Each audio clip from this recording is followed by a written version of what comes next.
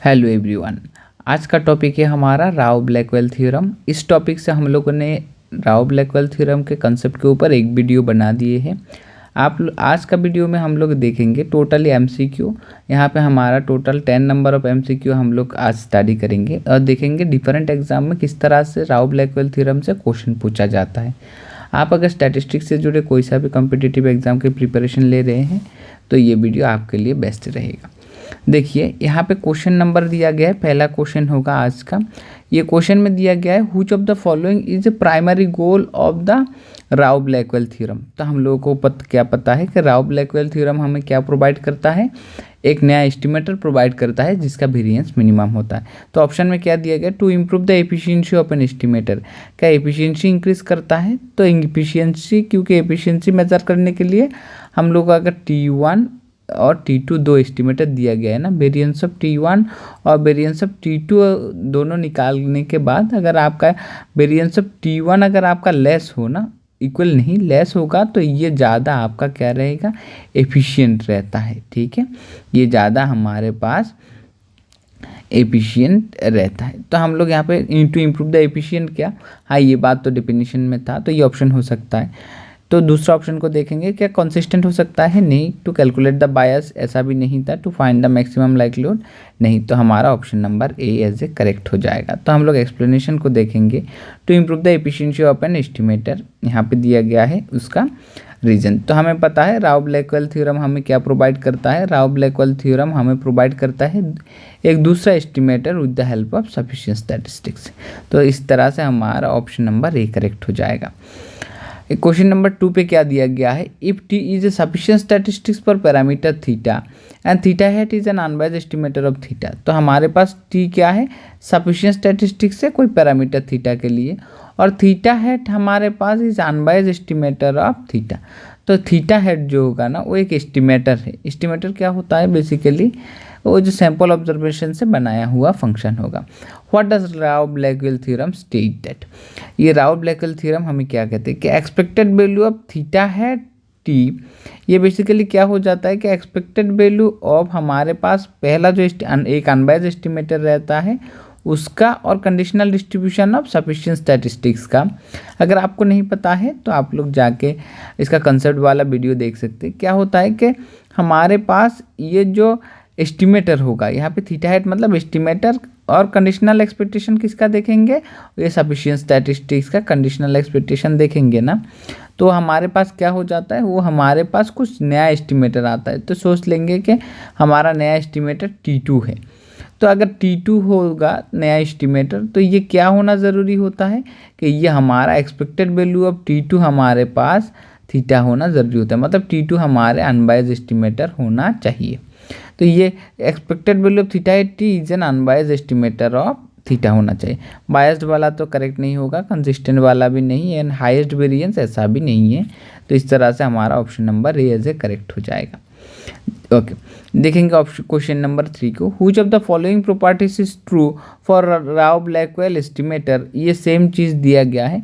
Rao Blackwell estimation procedure और theorem में हम लोगों को क्या मिल जाता है, हम लोगों को मिल जाता है कि एक सफिशिएंट स्टैटिस्टिक्स और एक पुराना एस्टिमेटर थीटा हैट, उसमें से हम लोगों को एक मिल जाता है कि एक नया एस्टिमेटर मिल जाता है जिसका वेरिएंस हमारे पास मिनिमम होता है।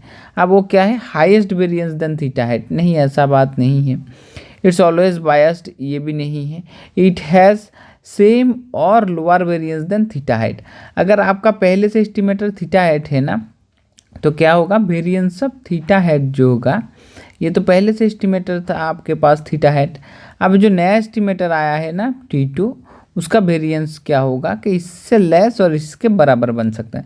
तो it has the same or lower variance than theta hat. इस तरह से ही हमारे ज़्यादातर क्वेश्चन कॉम्पिटिटिव एग्जाम में रहते हैं, मल्टीपल चॉइस, और इसका आप लोगों को देखना पड़ेगा कि कौन सा ऑप्शन करेक्ट होता है। प्रैक्टिस कर लेंगे तो याद रह जाएगा, इजीली आंसर कर पाएंगे। देखेंगे, in the context of Rao Blackwell theorem the estimator theta hat, जो हमारे थीटा हैट स्टार, तो ये एस्टिमेटर अब तक जो इसको मैं T2 ले रहा था, ये थीटा हैट स्टार दिया गया है।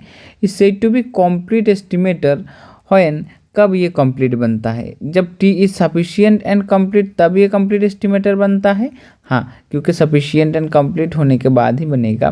Theta hat is the lowest possible variance, क्या theta hat star has the lowest possible variance? नहीं, उससे छोटा भी तो एग्जिस्ट कर सकता है ना, तो ये भी ऑप्शन करेक्ट हो सकता है, बायस्ड वाला नहीं होगा। टी जो है ये टी हमारे पास, टी मतलब सफिशिएंट स्टैटिस्टिक्स, तो सफिशिएंट स्टैटिस्टिक्स अनबायस्ड हो ज़रूरी नहीं है, लेकिन नया एस्टिमेटर जो है ना वो अनबायस्ड होना ज़रूरी है। तो इस तरह से हम लोग देखेंगे, ऑप्शन नंबर ए हमारा करेक्ट हो जाएगा कि statistic T is sufficient and complete होने के बाद ना ये कंप्लीट एस्टिमेटर बनेगा। ठीक है, ये जो नया वाला एस्टिमेटर आपको मिलेगा वो कंप्लीट बनेगा। ओके, इस तरह से हमारा क्वेश्चन नंबर 4 खत्म होता है। क्वेश्चन नंबर 5 में क्या दिया गया है? Let theta hat be an unbiased estimator of theta. तो पहला एस्टिमेटर हम लोगों के पास क्या है? T1 के जगह पे इन लोगों ने थीटा हेड दे दिया है।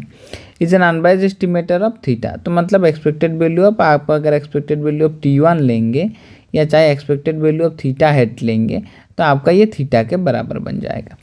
After applying the Rao Blackwell theorem, which of the following true about the new estimator? New estimator हमारा क्या होता है? न्यू एस्टिमेटर जो हम लोग निकालते हैं ना T2, किस तरह से निकालते हैं? एक्सपेक्टेड वैल्यू ऑफ पुराना वाला estimator and conditional expectation of conditional expectation of हमारे पास टी रहता है। ये टी जो है सफिशिएंट स्टैटिस्टिक्स है, तो इस तरह से हमें सेकंड एस्टिमेटर मिल जाता है। It has the highest bias, नहीं ऐसा नहीं होता है।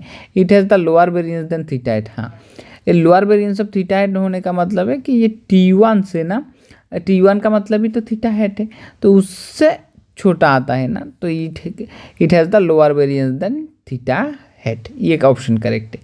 Unbiased, it is not an unbiased, नहीं ये अनबायस्ड होता है। हमें पता है कि एक्सपेक्टेड वैल्यू ऑफ T2 अगर लेंगे तो वो हमारे थीटा बन जाता है।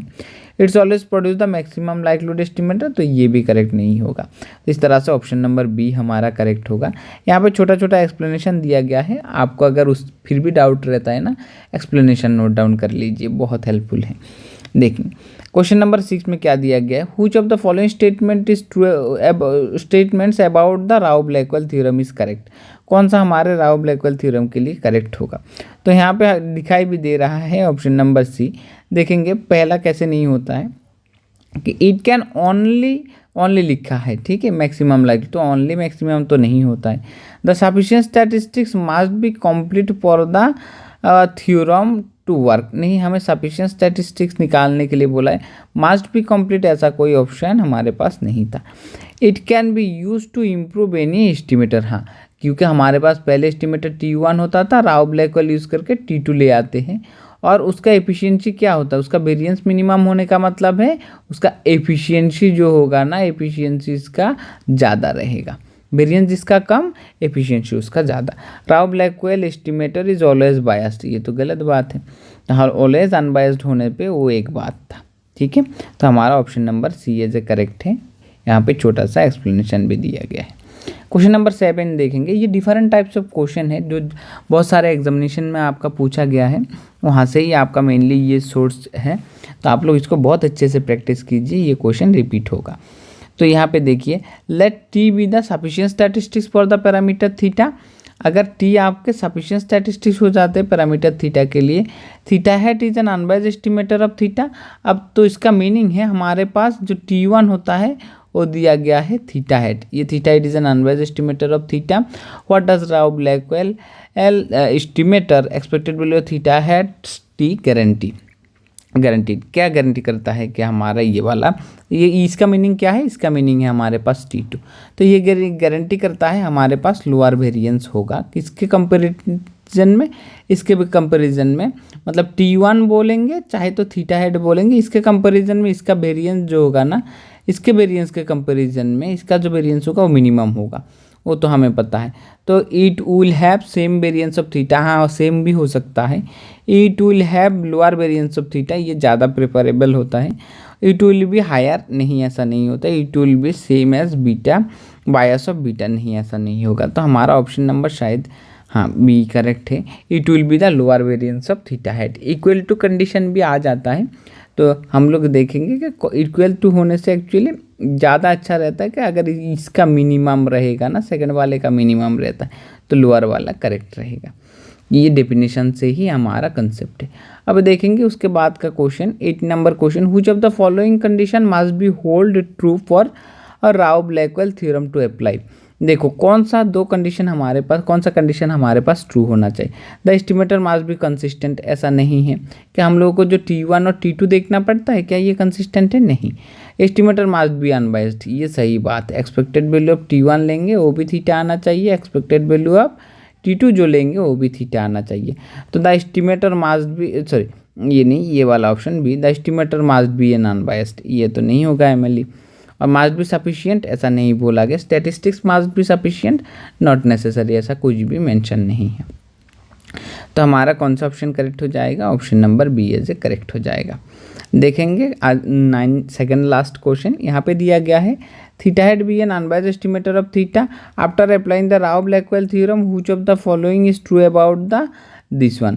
तो दिस वन के लिए हमारे पास तो क्या हो जाता है कि जनरल टाइप का क्वेश्चन है, बायस of theta head, it has the lower variance of theta head, तो ये वाला ऑप्शन करेक्ट हो जाएगा। It is not an unbiased, ये भी गलत होगा, ये भी हमारे पास गलत हो जाएगा। तो आई होप आप लोगों को समझ में आ रहा है। बार बार डिफरेंट वे में लिखा हुआ क्वेश्चन प्रैक्टिस करने का एक ही मतलब है कि आप लोगों को कॉन्सेप्ट अच्छे से आ जाए। तो आप इस तरह के क्वेश्चन को अगर एग्ज़ाम में देखेंगे तो नर्वस नहीं फील करना है, एकदम पहचान वाला क्वेश्चन ही लगेगा। देखेंगे क्वेश्चन नंबर 10 कि in the Rao Blackwell theorem the term improve refers to, क्या हमारे पास इम्प्रूव होता है? Regarding the bias of an estimator, increasing the estimator efficiency, ये हो सकता है। फिक्सिंग द मैक्सिमम, ये तो कुछ भी नहीं था। रिड्यूसिंग द साइज, ये भी नहीं था। हम लोगों के पास क्या इंक्रीज हो रहा था? एफिशिएंसी इंक्रीज हो रहा था। तो इस तरह से हमारे option number B as a correct हो जाएगा। आई होप आप लोगों को 10 क्वेश्चन डिफरेंट वे में लिखा हुआ पसंद आया है।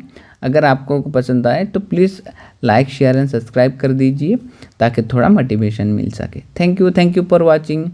नेक्स्ट पार्ट बहुत ही जल्दी आने वाला है, वहाँ पर भी हम लोग कोशिश करेंगे 10 नंबर ऑफ क्वेश्चन को देखने के लिए राव ब्लैकवेल थ्योरम से।